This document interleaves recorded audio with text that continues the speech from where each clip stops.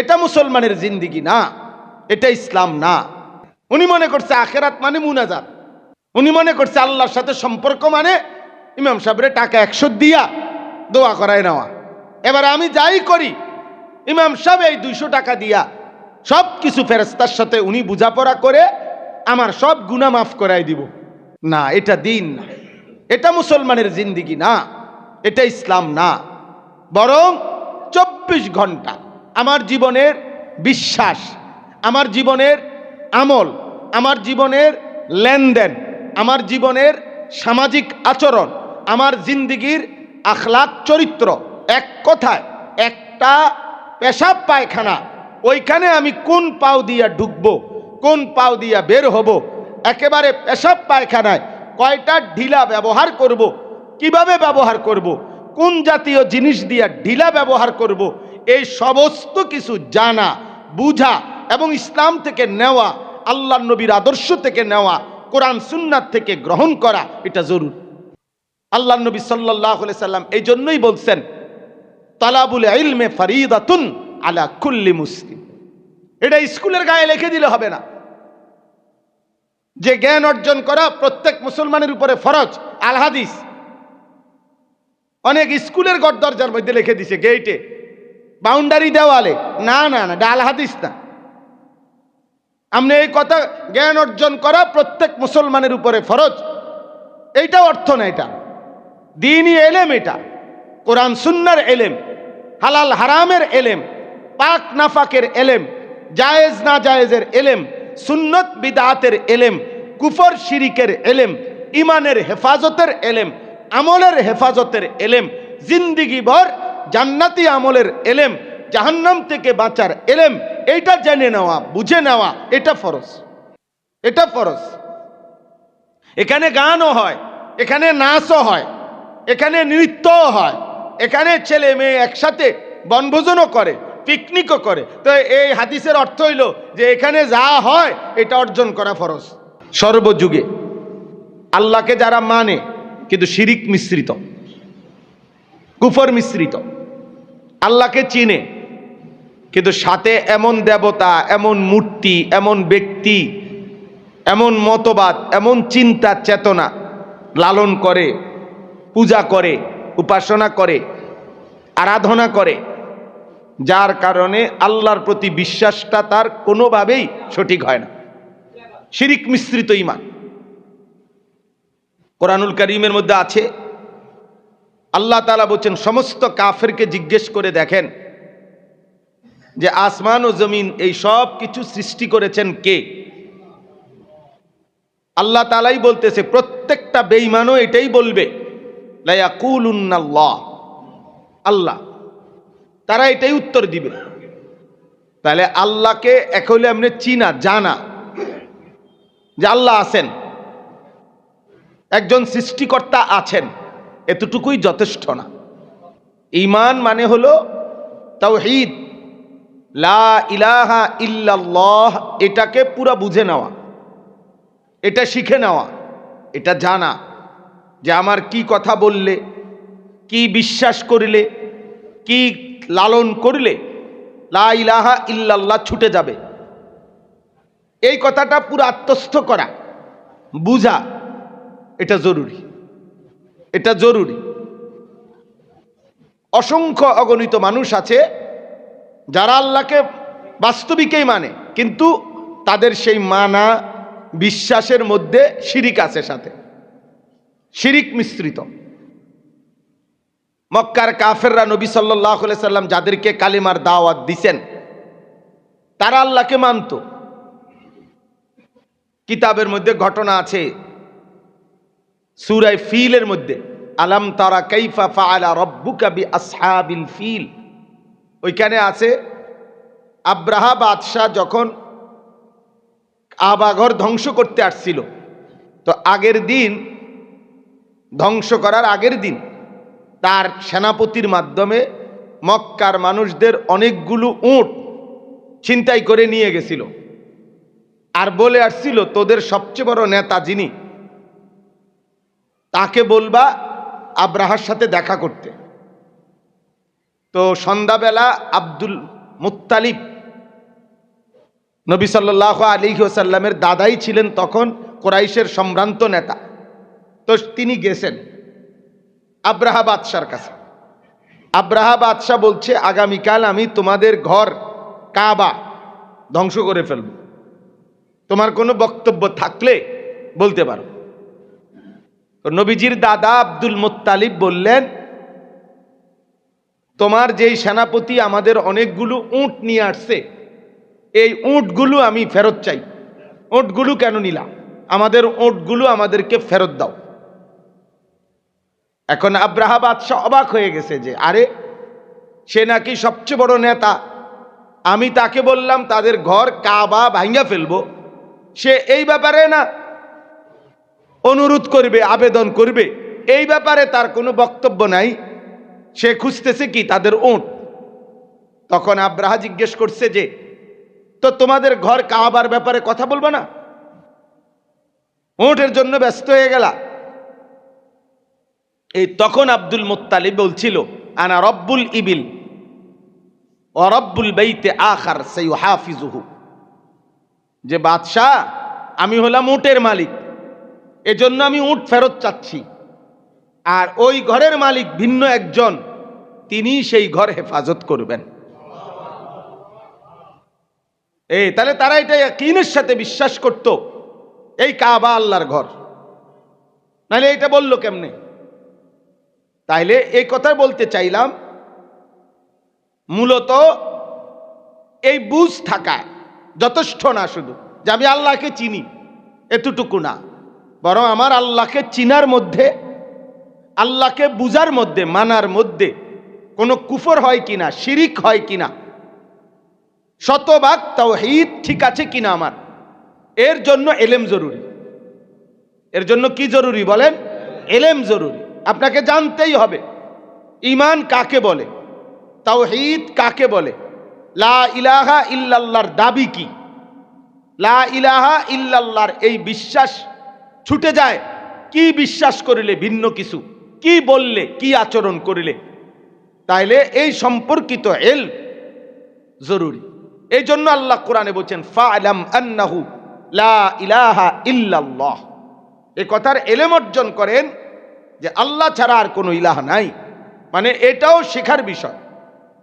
শুধু মুখে উচ্চারণ করতে পারেন লা ইলাহা ইল্লাল্লাহ, এটা 2 বছরের বাচ্চাও পারে, এটা অনেক বিধর্মীয় বলতে পারে, বিধর্মীয় বলতে পারে। আমি আপনার ছোটবেলায় আমরাও দেখছি প্রাইমারি স্কুলের জীবনে অনেক হিন্দু ছেলে পেলেও এই কালেমা বলতে পারে, কিন্তু সে এটার ব্যাখ্যা কি, এটার উদ্দেশ্য কি, বক্তব্য কি, বিশ্বাস কি, কিছুই বুঝে না এবং বুঝার চেষ্টাও করে না এটা।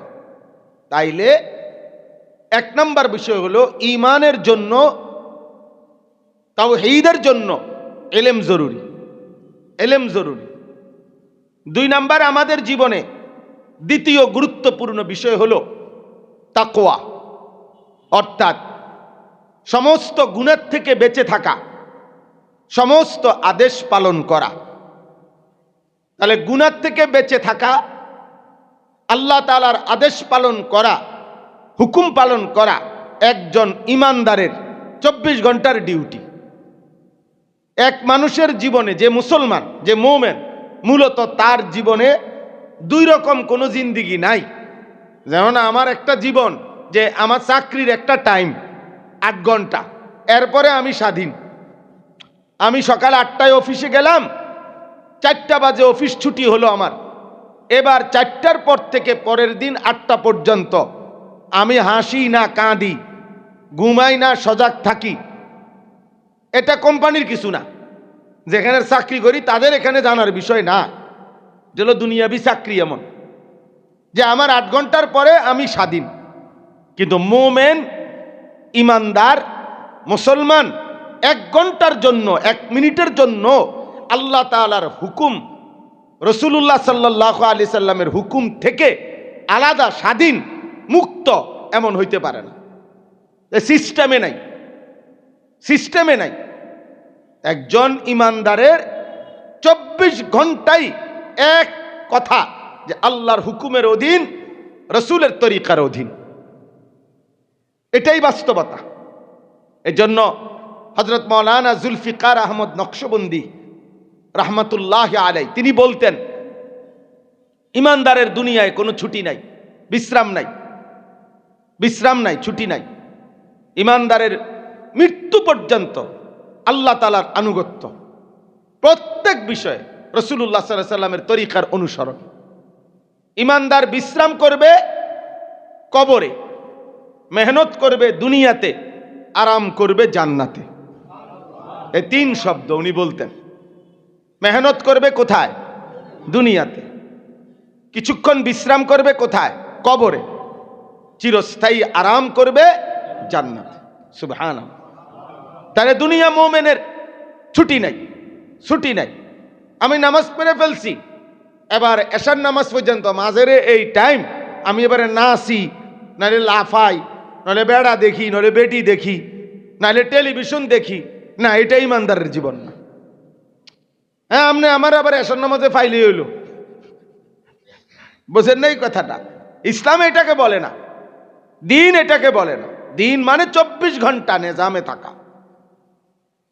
24 ঘন্টা আল্লাহ তাআলার হুকুমের অধীনে থাকা, আল্লাহ তাআলার হুকুমের অধীনে রসুলের তরিকার উপরে থাকা, এটার নাম দিন। আর এটাকেই বলে তাকওয়া, এটাকেই বলে তাকওয়া। এই ব্যক্তিকেই বলে মুত্তাকি। আর ঈমানের সাথে যার এই তাকওয়া থাকে, আল্লাহ তাআলা কোরআনুল কারীমে বলছে জান্নাত বানানোই হয়েছে এমন মুত্তাকিদের জন্য। উইদ্দাত লিল মুত্তাকিন, মুত্তাকিদের জন্য। তাহলে এখন আসেন তাকওয়ার এই জিনিসটা। এক নাম্বার বললাম ঈমানের বিস্তারিত ব্যাখ্যার জন্য, তাওহীদের ব্যাখ্যার জন্য, লা ইলাহা ইল্লাল্লাহর দৃঢ়তা, মজবুতি, বিশুদ্ধতা, এর জন্য এলেম জরুরি। কি জরুরি বলেন? এলেম জরুরি। ঠিক তেমনি ভাবে তাকওয়ার জন্য, অর্থাৎ আমি 24 ঘন্টা মৃত্যু পর্যন্ত আল্লাহর হুকুম পালন করব, নিষেধ বর্জন করব, এর জন্য এলেম জরুরি।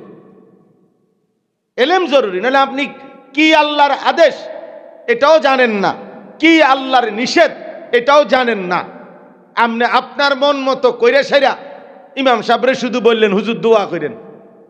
উনি নিজেই দোকান সাজাইছে, এদিক দিয়া মহিলা বসবে, এদিক দিয়া পুরুষ বসবে, এদিক দিয়ে একটু কোনাকুনি করে রঙিন টেলিভিশনটা থাকবে, হ্যাঁ, এদিক দিয়া রিসিপশনের মধ্যে একজন মহিলা সুন্দরী বসবে, উনি কথাবার্তা বলবে, এখান দিয়া টেলিভিশন চলবে, এখানে যে কোনো পুরুষ মহিলা আসলে চা খাওয়াবে।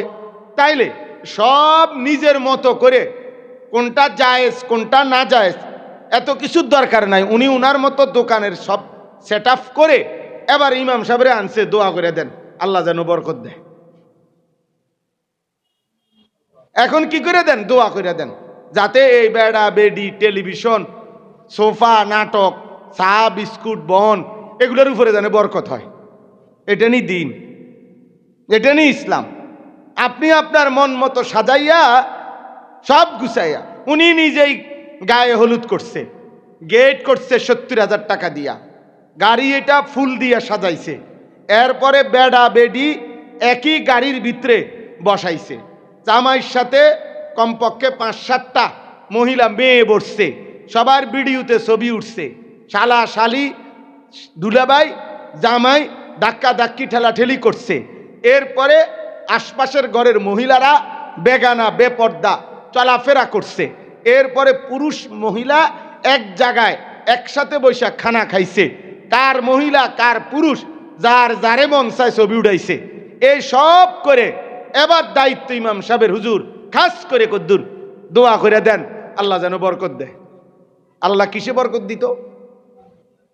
এগুলাতে, এই নাফরমানি এগুলার মধ্যে নি বরকত দিত।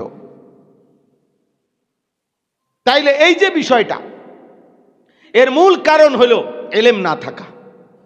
এর মূল কারণ এলেমের গুরুত্ব না থাকা, গুরুত্ব না থাকা।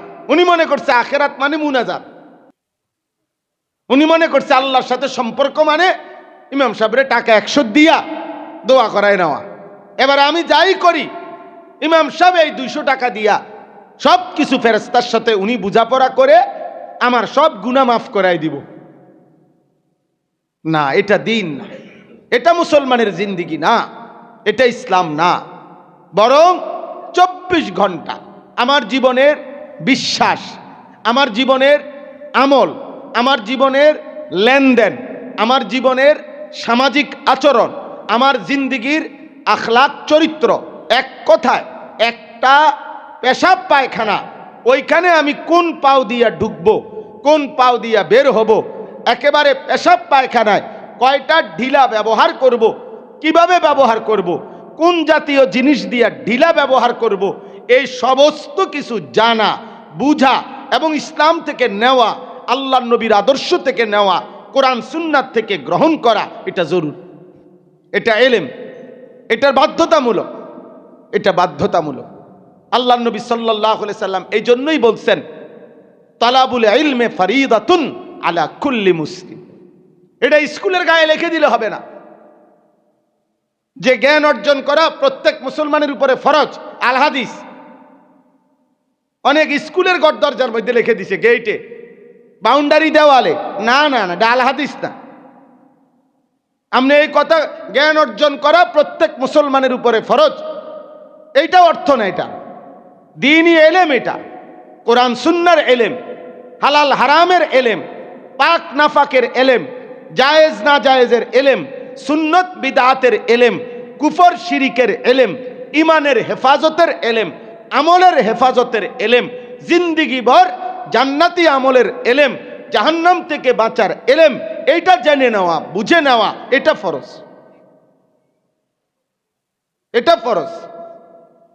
এখানে গানও হয়, এখানে নাচও হয়, এখানে নৃত্যও হয়, এখানে ছেলে মেয়ে একসাথে বনভোজনও করে, পিকনিকও করে। তো এই হাদিসের অর্থ হইল যে এখানে যা হয় এটা অর্জন করা ফরজ। কথা বুঝছেন নি আমার কথাটা? এটা কি এটার অর্থ? তাইলে এই জন্য বললাম, একজন মুসলমান, একজন ইমানদার, তার সারা জিন্দিগি 24 ঘন্টা আল্লাহর রসুলের বিধান জানা তার জন্য ফরজ। আল্লাহ রসুলের বিধান জানা, বিস্তারিত এলেম উলামায়ে কেরাম জানবে, কিন্তু মৌলিক এলেম কোরআন সুন্নাত নিজের জীবন চলার, আমি যত কিছুর মুখোমুখি হব তত কিছুর এলেম জানা আমার জন্য ফরজ।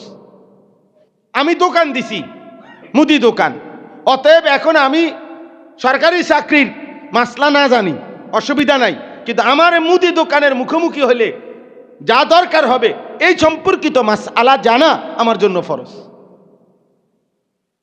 আমার জন্য ফরজ। অতএব একজন মুসলমান, এই কথা স্পষ্ট আমাদের যে প্রত্যেক মুসলমান, আমরা বুঝি বা না বুঝি, আমরা প্রত্যাখ্যান করি আর ফেলে দেই, কিন্তু এটাই সত্য কথা, এটাই চূড়ান্ত কথা যে এলেম, একজন মুসলমান কোরআন সুন্নাহর এলেম অর্জনের মৌলিক হুকুম থেকে কেউ বাদ যাইবে না। আপনারা হুজুর মানুষ, আমরা সাধারণ মানুষ, আপনারা মাদ্রাসায় পড়ুয়া, আমরা স্কুল কলেজে পড়ুয়া, এই বিভাজন, এই ভাগের ভিত্তিতে সন্তুষ্ট থাকা যে আপনাদের কোরআন শরীফ সহি শুদ্ধ হলে চলবে, যেহেতু আপনারা মাদ্রাসায় পড়ছেন, আমাদের কোরআন শরীফ অশুদ্ধ হইলেও চলবে, আমরা স্কুলে পড়ছি, আমরা সাধারণ মানুষ, অতএব এত মাসলা মশলা আমরা টোয়ান দরকার নাই, আমরা যেটা সামনে পাই এটাই খাইলাম, যেটা পাই এটাই করলাম, হ্যাঁ, এইটা কোনো ইমানদার মুসলমানের বক্তব্য হইতে পারে না, এটা মুসলমানের কথা হইতে পারে না, এটা আখিরাতের মুক্তি হইতে পারে না, এটার দ্বারা জাহান্নাম থেকে বাঁচা যাবে না, এর দ্বারা জান্নাতে যাওয়া যাবে না আব্বা। অতএব আমি 2 নম্বরে বললাম, এক মুসলমান হিসাবে তাকওয়া আমাদের জীবনে জরুরি। মুমিন মানেই মুত্তাকি হবে, মুমিন মানেই গুনাহ থেকে বাঁচবে, মুমিন মানেই আল্লাহ রসুলের নিষেধ থেকে বাঁচবে, মুমিন মানেই আল্লাহ রসুলের আদেশ পালন করবে। এটাই ইমানের জিন্দিগি, এটাই মুসলমানের জিন্দিগি, এটাই আমাদের জীবন। আমার এটা সিদ্ধান্ত থাকতে হবে। আমার শায়েখ আল্লামা মুফতি মুশতাকুন নবী সাহেব বলে যে এটা আমার সিদ্ধান্ত, আমি গুনাহ করব না, আমি আমল ছাড়ব না, আর যখনই গুনাহ হবে এরপরে হোঁচট খাবে, অসুবিধা কি? মানুষ যত মজবুত সিদ্ধান্তই থাকে পিছলা খায়, তো আবার ঘুরে দাঁড়াবে, আবার ঘুরে দাঁড়াবে, আবার নতুন করে শুরু করবে, আবার ঘুরে দাঁড়াবে। অতএব অল্প একটু সময় আপনাদের কাছে আজকে আমাদের এই মাদ্রাসাখানা, মাদ্রাসায়ে সাউতুল মদিনা, আমার আপন ছোট ভাই হাফেজ মাওলানা আতিকুর রহমান আশরাফি আলহামদুলিল্লাহ দীর্ঘ 11 বৎসর পর্যন্ত আমার মাদ্রাসায় কুমিল্লা ক্যান্টনমেন্ট ময়নামতি, আমার যে নিজস্ব মাদ্রাসা, আমাদের মাদ্রাসায় আশরাফুল উলুম ময়নামতি, ওই মাদ্রাসার শিক্ষক ছিল সে। ওই মাদ্রাসার হিফজখানায় শিক্ষকতা করেছে, কিতাবখানায় শিক্ষকতা করেছে, এখানে নিজস্ব জায়গা, সামান্য একটু জায়গা কিনে বাড়ি করছে, যার কারণে আজকে অনেক দিন ধরেই আমি বাসে তারা চাচ্ছিল একটা ছোট্ট পরিসরে একটা সুন্দর হিফজখানা, মুসলমানের সন্তান অল্প পড়ুক কিন্তু সুন্দর মজবুতভাবে প্রাথমিক যেই দ্বীনি শিক্ষাটা নুরানি এবং হিফজ এটা ভালোভাবে শিখুক, এরকম একটা ফিকির তার ভিতরে ছিল। আলহামদুলিল্লাহ ওই ফিকিরের বাস্তবায়নের জন্য এই ছোট্ট আয়োজন। তা আপনাদের কাছে আমার একটা কথা, আমি এই দুইটা কথাই বললাম, বুঝাইলাম। এক নাম্বার, আমাদের ইমানের জন্য এলেম জরুরি। আমাদের ইমানের জন্য কি জরুরি বলেন? 2 নাম্বার, আমাদের তাকওয়া মানে আমাদের আমল, মানে জাহান্নাম থেকে বাঁচা, জান্নাতে যাওয়া, আল্লাহ আল্লাহর রসুলের নিষেধ বর্জন করা, আল্লাহ আল্লাহর রসুলের আদেশ পালন করা। যেহেতু এটা আমাদের 24 ঘন্টার হুকুম, অতএব এর জন্য এলেম জরুরি, এর জন্য কোরআন সুন্নাহর এলেম জরুরি। এজন্য কোনো মুসলমান, জওয়ান কিংবা বুড়া, নারী কিংবা পুরুষ, প্রত্যেকের জন্য, বিশ্বাস করেন এটাই বাস্তবতা, এলেম থেকে, কোরআন সুন্নাহর জ্ঞান থেকে বিমুখ হওয়ার কোনো সুযোগ, কোনো যুক্তি, কোনো অনুমতি মুসলমানের জন্য নাই।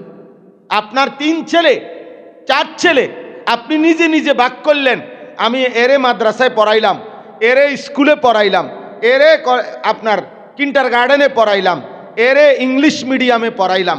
আপনি কি বুঝাইতে চাইলেন? বুঝাইতে চাইলেন যে কোরআন সুন্নাহ আর বাংলা, অঙ্ক, ইংরেজি আর ইংলিশ মিডিয়াম তিনটাই সেম পড়ালেখা, যারে যেটা পড়াইতারি, এটা এটা এটা বুঝাইতে চাইল না উনি। তো আপনি কি মনে করেন বাংলা, অঙ্ক, ইংরেজি, পদার্থ, জীববিজ্ঞান, রসায়ন বিজ্ঞান, উচ্চতর গণিত, তথ্য যোগাযোগ প্রযুক্তি, এইটা আর কোরআন সুন্নাহ বরাবর বরাবর এটা? তো তাইলে এটা তো তার মৌলিক জ্ঞান, ওইটা তো জেনারেল জ্ঞান, এটা তো জেনারেল শিক্ষা। আপনারাই কোন, তো জেনারেল শিক্ষা মানে তো সাধারণ শিক্ষা, জেনারেল মানে তো সাধারণ। তাহলে আমরা এটাকে ছোট করছি না,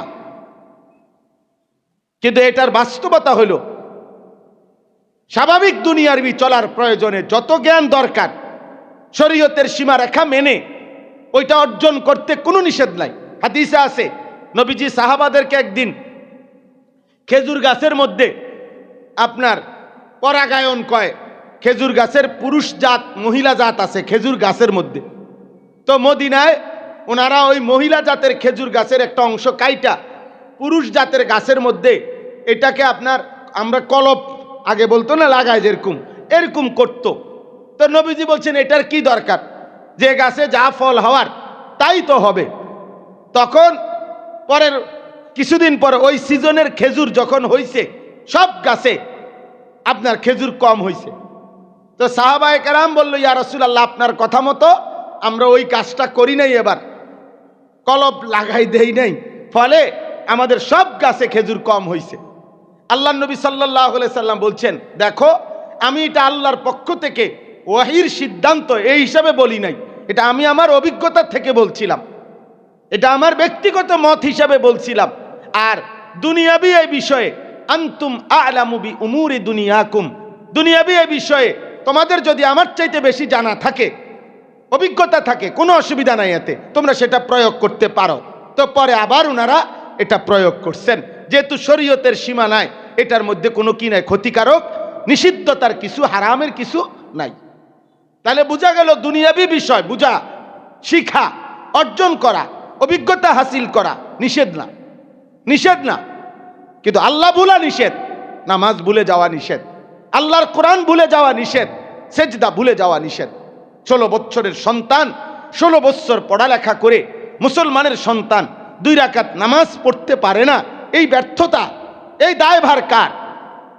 16 বছর পড়ালেখা করার পরে একজন মুসলিম উচ্চ শিক্ষিত ব্যক্তি আল্লাহর কোরআনের একটা পৃষ্ঠা দেখে দেখেও শুদ্ধ পড়তে পারে না, এই লজ্জার দায়ভার কার? এটা কি লজ্জা নয়? এটা কি অপমান না?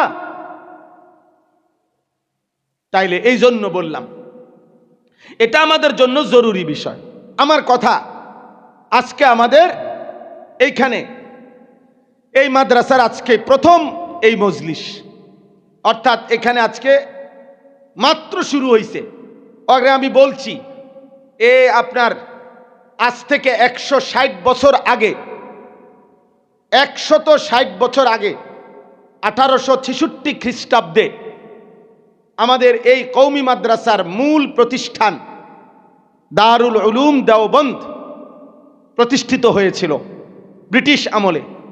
ব্রিটিশের চূড়ান্ত মুসলিম ওলামা দিনদারদের উপরে জুলুম নির্যাতনের মুহূর্তে, তখন যেদিন উদ্বোধন হয়েছে, যখন সেদিন এই দারুল উলুম দেওবন্দে একজন উস্তাদ এবং একজনই ছাত্র, ঠিক ছাত্র একজন, উস্তাদও একজন, এবং উস্তাদের নাম যা, ছাত্রের নামও তা। উস্তাদের নামও মাহমুদ, ছাত্রের নামও মাহমুদ। দারুল উলুম ও মাহমুদ, মাহমুদ মানে প্রশংসিত। সেদিন উস্তাদও মাহমুদ ছিল, ছাত্র মাহমুদ ছিল। এই একজন ছাত্রের মাধ্যমে দারুল উলুম দেওবন্দ প্রতিষ্ঠিত শুরু হয়েছিল এই মাদ্রাসা। আজকে আল্লাহর কসম, সারা পৃথিবীতে যেখানেই মানুষের অস্তিত্ব আছে, আল্লাহর এই জমিন পুরো গোটা পৃথিবীতে যেখানে মানুষের অস্তিত্ব আছে, ইমানদারের অস্তিত্ব আছে, দ্বীনের ন্যূনতম চর্চা আছে, কালেমার ন্যূনতম উচ্চারণ আছে, সেখানেই দারুল উলুম দেওবন্দের ছাত্র, উস্তাদ, মহব্বতের মানুষের পদচারণা আছে। দারুল উলুম দেওবন্দের ফরজন্দ আছে সেখানে, সারা পৃথিবীতে। এটা চ্যালেঞ্জ এবং এটা ঐতিহাসিকভাবে বাস্তবতার সাথে স্বীকৃত কথা। তাহলে এই জন্য বলছি আমি যে একজন ছাত্র হোক, 2 জন ছাত্র হোক, মাদ্রাসা শুরু করলে ইখলাস ও তাকওয়া থাকলে 2 জিনিস জরুরি। আল্লাহর জন্য হইতে হবে, গুনাহমুক্ত হইতে হবে, গুনাহমুক্ত হইতে হবে, আল্লাহর জন্য হইতে হবে। আল্লাহর জন্য হবে গুনাহমুক্ত হইলে ইখলাস এবং তাকওয়া, তাইলে ইনশাআল্লাহ আল্লাহ তাআলা ওইখানে বরকত দেবেই দেবে। ইন্নাহু মান ইয়াত্তাকি ওয়া ইয়াসবির ফা ইন্নাল্লাহা লা ইউযীউ আজরাল মুহসিনিন। কোরআনে আল্লাহ বলছে, যে তাকওয়া অবলম্বন করবে এবং যে আমি আল্লাহ তাআলার হুকুমের উপরে সবর করবে, আমি আল্লাহ বললাম এমন নেককারের, এমন ব্যক্তির, এমন বান্দার কোনো কিছুই আমি আল্লাহ বিনিময় ছাড়া রাখবো না, তার সব কিছুতে বিনিময় দেব। শর্ত হলো কি? তাকওয়া লাগবে, শর্ত হলো সবর লাগবে, শর্ত হলো ইখলাস লাগবে। আল্লাহ তাআলা তৌফিক দান করেন। তাহলে এই আয়াতের সামনে রেখে আপনাদের কাছে আমি এই 2টা কথাই বলতে চাইছি। 1 নাম্বার, আমাদের জীবনের 2টাই অর্থ, ঈমান এবং আমল। আমরা একজন মুসলমান হিসাবে আমাদের জীবনের পুঁজি এই 2টাই, ঈমান এবং আমল। আর ঈমানের জন্য ইলম জরুরি, আমলের জন্য কি জরুরি বলেন? ইলম জরুরি, ইলম জরুরি। আল্লাহ তাআলা এখানে কোরআনুল কারীমের মধ্যে আল্লাহ তাআলা বলেছেন তিনি নবীকে কেন পাঠাইলেন।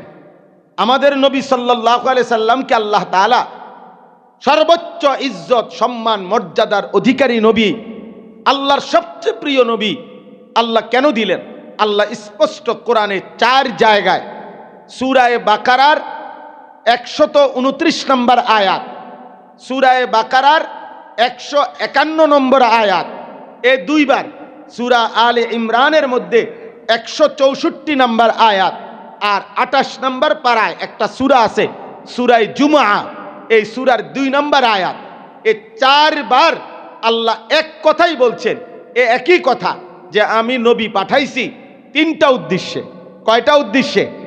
এক নাম্বার, ইয়াতলু আলাইহিম আয়াতিহি, আমার কালাম, আমার কোরআন আমার বান্দাদের নিকটে তেলাওয়াত করবে, কোরআন শিখাবে, তেলাওয়াত শিখাবে, কোরআনের বিশুদ্ধ উচ্চারণ শিখাবে। আল্লাহ তাআলা বলেন এটা আমার আখিরি রাসূলের দুনিয়ায় পাঠানোর আমি আল্লাহর এক নম্বর উদ্দেশ্য।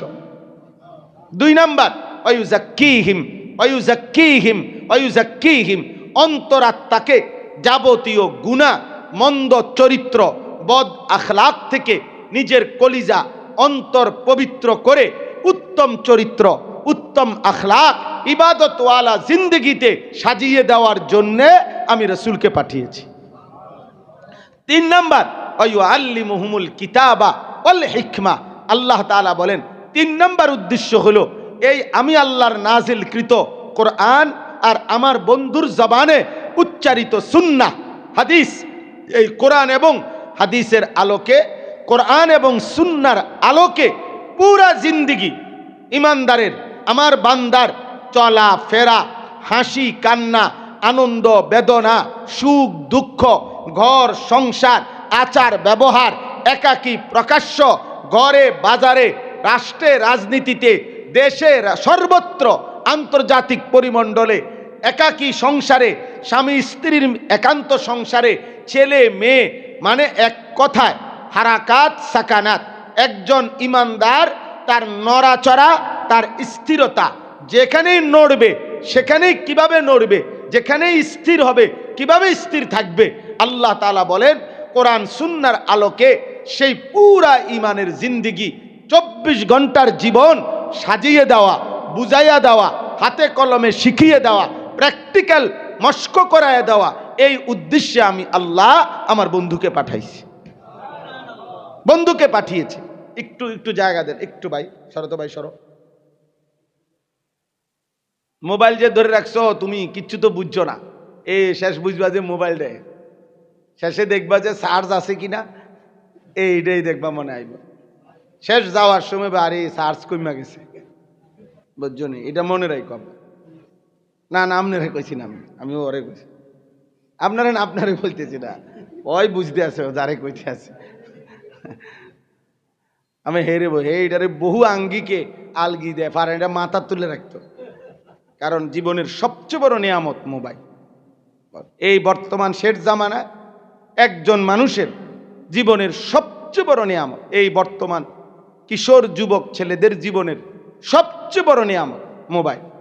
একটা বড় মোবাইল দিয়ে আপনি একটা ছেলেকে আফ্রিকার জঙ্গলের মাঝখানে, মানে একটা ঠিক মিডলে হোতায় থুইবেন বা বাইন্দা থুইবেন, আর শুধু বলবেন চার্জও থাকবে, এমবিও থাকবে, সে বলবে লা খাউফুন আলাইহিম, কোনো চিন্তা নাই, আপনি চলে যান, কোনো অসুবিধা নাই, বাঘে বাল্লুকে কিচ্ছু আমারে ধরতো না, আমি মোবাইল টিপতে থাকবো অনবরত, শুধু খেয়াল রাখবেন চার্জ যেন থাকে, এমবি যেন থাকে। এই অসভ্যতা, এই খামখেয়ালি জীবন লক্ষ লক্ষ কোটি কোটি যুবক জানেও না আসছে কোত্থেকে, যায় কোথায়, করে কি, কি করে, কেন করে, খায় কি, ঘুমায় কি, হাসে না কান্দে, হ্যাঁ কিছুই জানেন, কিছুই জানেন। এমন মাতাল যে 24 ঘন্টা আপনার যেটা মনে কয়, যে যেটা দেখায়, হ্যাঁ ওটাই দেখে। নিজস্ব কোনো আত্মমর্যাদা, পছন্দ অপছন্দ, বিবেক বোধ, বিবেচনা, পার্থক্য কিচ্ছু নাই, কিচ্ছু নাই। এটার মধ্যে যেটা দেয়, ল্যাংটা মহিলা দিবে সে এটাও দেখবে, বোরকাওয়ালা বেডি দিব এটাও হে দেখবে, আমার সব দেখা দরকার, যা দেখতে শান্তি। নাউজুবিল্লাহ, নাউজুবিল্লাহ। আমার ভাই, এই প্রজন্মের সবচেয়ে শেষ বরবাদি এটা। এর থেকে যদি এই প্রজন্মকে ফিরাইতে না পারে, তাহলে সিসি ক্যামেরার উপরেও যদি সিসি ক্যামেরা লাগায় লাভ হবে না, কলিজা যদি না বদলায়, দিলে যদি আল্লাহর ভয় না থাকে, সিসি ক্যামেরার মধ্যেও কারেন্ট থাকে না, সিসি ক্যামেরারও ক্যামেরা প্রয়োজনের মুহূর্তে এটা কাজ করে না, ওই ক্যামেরাটা বন্ধ আসিল, ওইটা এই আসিল সেই আসিল। মূলত দিল, কলিজা, আল্লাহকে চিনা, নবীকে চিনা, আখেরাতকে চিনা, আল্লাহর ভয়কে চিনা। তো এজন্য আমি বললাম, আমার পরম শ্রদ্ধেয় আমাদের ছোট ভাই হাফেজ মাওলানা আতিক, তার সরাসরি উস্তাদ, আমাদের প্রিয় মানুষ, মহব্বতের মানুষ, একসাথে চলাফেরা হুজুরের সাথে আমাদের, আলহামদুলিল্লাহ, আমাদের কুমিল্লার সর্বজন শ্রদ্ধেয় আলেম আল্লামা মুফতি শামসুল ইসলাম জিলানী সাহেব হুজুর আলহামদুলিল্লাহ এখন আসছেন। হুজুরেই মূলত বাচ্চা যে কয়জন আমার কথা হলে, সে অনেক পেরেশানি করছে যে ভাইয়া অন্য ছাত্র হবে আসতে। আমি কিচ্ছু দরকার নাই, তুমি বইয়া সবক নিবা, তুমি বসো, সবক মাদ্রাসা শুরু করো, পড়ানো শুরু করো। যদি ইখলাস থাকে, তাকওয়া থাকে, আল্লাহর জন্য হয়ে থাকে, গুনাহ থেকে বেঁচে থাকে, তো আল্লাহ তাআলা মাটির নিচে গেলেও আল্লাহ কোরআন পড়নেওয়ালা তালেবে ইলম পৌঁছায় দিবে। আর যেটা ইখলাস নাই, তাকওয়া নাই, ওইটা সরে যাবে। ফাআম্মা যাবাদু ফায়াযহাবু জুফাআন ওয়া আম্মা মা ইয়ানফাউন নাস ফায়ামকুসু ফিল আরদ। আল্লাহ কোরআনে বলছে, যেটা ফেনা সেটা মিলিয়ে যায়, জাবাদ যেটা সাদা, সমুদ্রের ঢেউয়ের মুখে যেই ফেনা থাকে সাদা সাদা, দেখছেন না, এটা মাখনের মতো, পনিরের মতো, তে সাদা যেটা ফেনা, এটা পারে গিয়া মিশে যায়, এটা আর পাওয়া যায় না। কিন্তু যেটা পানি, এটা টিকেই থাকে, কারণ ফেনা মানুষের প্রয়োজনীয় না, এজন্য এটা মুছে যায়, আর পানি মানুষের প্রয়োজনীয়, এজন্য এটা টিকে থাকে। তো আল্লাহ কোরআন এটাই বলছে, যেটা ফেনা সেটা শুকিয়ে যাবে, মিলিয়ে যাবে, আর যেটা উপকারী এটা মানুষের জন্য জমিনে টিকেই থাকবে। অতএব এটাই সহজ কথা। দ্বীনি খেদমত যার মধ্যে ইখলাস তাকওয়া থাকবে, আল্লাহ সেটা কবুল করবেই করবে। অতএব আমার কথা শেষ। হুজুর এখন সবক দিবেন, আমরা একসাথে বসা থাকব। এরপর হুজুর একটু কথা বলে নির্ধারিত টাইম 8:15 স্বাভাবিকভাবে এশার আজান হবে, 8:30 জামাত হয় সব মসজিদে। আমার বক্তব্য বলে এটাই, অল্প কথা, আজকে উদ্বোধন, এজন্য লম্বা ওয়াজ করার উদ্দেশ্য না। আপনাদের কাছে শুধু এই কথাটাই বলা যে একজন ইমানদার পুরুষ কিংবা নারী, ছোট কিংবা বড়, ছেলে কিংবা মেয়ে, মুসলমান যার পরিচয়, তাকে আল্লাহর দ্বীন শিখতে হবে। তাকে কি শিখতে হবে বলেন না? আল্লাহর দ্বীন শিখতে হবে। এনে ভাগ করলে হইতো না, আপনি 3 জন 4 জন একজনরে মাদ্রাসায় দিছেন, না না আপনার কাছে আমি ভিক্ষা চাইছি না। আপনি ভিক্ষা দিলে হবে না। ইসলামকে আপনি ভিক্ষা দিচ্ছেন নাকি? না না, বরং মুসলমান যতজন দ্বীন শিখবে ততজন। দ্বীন শিখবে কতজন বলেন? ছেলে যতজন আল্লাহর দ্বীন শিখবে কতজন? মেয়ে যতজন দ্বীন শিখবে কতজন? হ্যাঁ, মুসলমান মানেই তার জীবন চলতে হইলে তাকে কোরআন সুন্নাহর ইলম কেউ বেশি শিখবে, ব্যাপক, আমি তো বললাম, আর কেউ কমপক্ষে যেটুকুর মুখোমুখি আমি হব। আমি একজন মানুষ, মনে করেন, আমরা 1 মিনিট কল্পনা করেন, সকালবেলা ঘুম থেকে উঠে আমাকে ঘুম থেকে উঠতে হয়, এরপরে পেশাব পায়খানা জরুরত সারতে হয়, এরপরে অজু ইস্তেঞ্জা করতে হয়, এরপরে আমাকে কর্মস্থলে যেতে হয়, আমাকে নাস্তা খাইতে হয়, এরপরে দুপুরবেলা আমাকে বিশ্রাম করতে হয়, আমার বিবি আছে, সংসার করতে হয়, আমার ছেলে মেয়ে আছে, এদেরকে পরিচালনা করতে হয়, আমার একটা উপার্জনের খাত আছে, হয় ব্যবসা, নয় দোকান, নয় কৃষি, নয় বিদেশ, নয় চাকরি, আমাকে ওইটার মুখোমুখি হইতে হয়।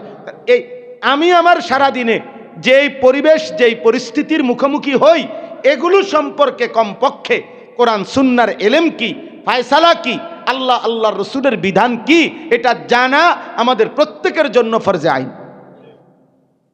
আর সবার যা প্রয়োজনীয়, চাকরিওয়ালার জন্য মাসআলা, ব্যবসায়ীর জন্য মাসআলা, দোকানদারের জন্য মাসআলা, এভাবে সবার মাসআলা, সবার যা লাগবে, এই বিস্তারিত পূর্ণাঙ্গ ইলম, এটা ওলামায়ে কেরাম নির্দিষ্ট কিছু শিখলে চলবে, কিন্তু মৌলিক প্রয়োজনীয় ইলম আমাদের সবাই শিখতে হবে। তাহলে কোরআন সুন্নাহর ইলমের বাহিরে থাকতে পারবে, অনুমতি আছে এমন মুসলমান কে? কথা বলেন না কেন? এমন মুসলমান কেউ হইতে পারে না। তাহলে এমন কেউ হইতে পারেন, এমন কোন লোক হইতে পারেন। এই জন্য আলহামদুলিল্লাহ, আল্লাহর এই জমিনে যে যত ষড়যন্ত্র করুক, যে যত বিরোধিতা করুক, যে যত হিংসা করুক, যে যত মিথ্যা প্রপাগান্ডা করুক, আল্লাহর দয়ায় আল্লাহর এই জমিনে বাংলাদেশে ইতিমধ্যেও ষড়যন্ত্রকারী মাদ্রাসা নিয়ে উলামায়ে কেরাম নিয়ে বেড়ে যাচ্ছে। আর ঠিক তার মোকাবেলায় রব্বুল আলামিনের ফয়সালায় মাদ্রাসা দ্বীনি খেদমতের পরিমাণও বেড়ে যাচ্ছে আলহামদুলিল্লাহ। আর আল্লাহ যেন বলছে, বেঈমান নাফরমান পাপী তোমরাও ষড়যন্ত্র করো, আমিও জবাব দিচ্ছি। আর আল্লাহু খায়রুল মাকিরিন, আর আল্লাহর জবাব, আল্লাহর ফয়সালা, আল্লাহর প্রতিকার এটাই সর্বোত্তম। কোনোভাবেই কোনো নাফরমান, কোনো ষড়যন্ত্রকারী আল্লাহর দ্বীনের মোকাবেলায় দ্বীনকে পরাজিত করতে পারবে না, বরং সেই একদিন পরাজিত হবে। এতে আপনারা যারা আসছেন আপনাদের সবার কাছে আন্তরিকভাবে দোয়া চাই। মাদ্রাসায়ে সাউতুল মদিনা, এই নামটা আমারই দেওয়া নাম। সাউতুল মদিনা, মদিনার আওয়াজ, মদিনার আওয়াজ, রাসূলুল্লাহ সাল্লাল্লাহু আলাইহি সাল্লামের রওজায়ে আত্হারের আওয়াজ, কোরআনের আওয়াজ, সুন্নাহর আওয়াজ যেন এই জায়গাটুকুতে হয় এবং নিয়মিত চলে। আপনারা আপনাদের দোয়া করবেন, আপনারা আপনাদের সন্তানদেরকে অথবা পরিচিতদের সন্তানদেরকে এখানে ভর্তি করাবেন। আপনারা মাদ্রাসার জন্য যখনই সুযোগ হয় পারলে দান সাদাকা সহযোগিতা করবেন। এই তিন জিনিস, দোয়া করবেন, সন্তান দিবেন, সহযোগিতা করবেন। আল্লাহ তাআলা তৌফিক দান করেন। এই বাড়ি যিনি মালিক ডাক্তার সাহেব, কি নাম যেন ডাক্তার এনাম সাহেব, আমি প্রথম যেদিন আসছি ওই দিনে উনি বলছে, হুজুর আমি যেমনি সুবিধা হয় পুরা তালা আমি এটা এই পুরা নিচের ফ্লোরটা আমি দিলাম। আলহামদুলিল্লাহ এটা পুরাটাই উনি ব্যবস্থা করে দিছে।